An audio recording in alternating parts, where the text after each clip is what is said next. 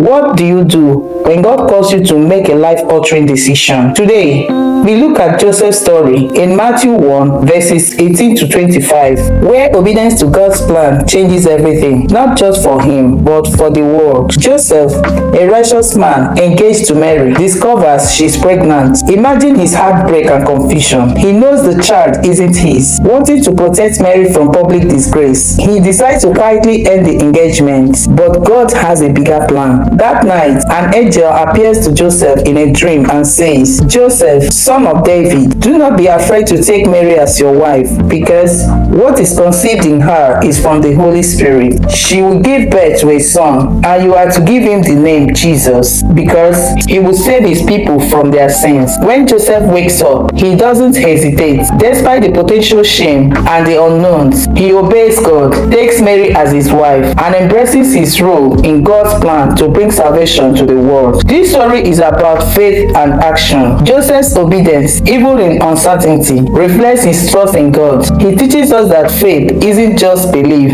it's stepping forward in obedience, even when the path ahead seems difficult. How often do we let fear hold us back from following God's will? Like Joseph, we may face moments when obedience feels risky or costly, but when we trust God and act in faith, we open doors for him to do extraordinary things through us. Ask yourself, are you willing to trust God's plan over your own understanding? Remember, God often calls us to step out of our comfort zone so his greater purpose can unfold. Joseph's story reminds us that obedience to God brings blessing beyond our imagination. What step of faith is God calling you to take today?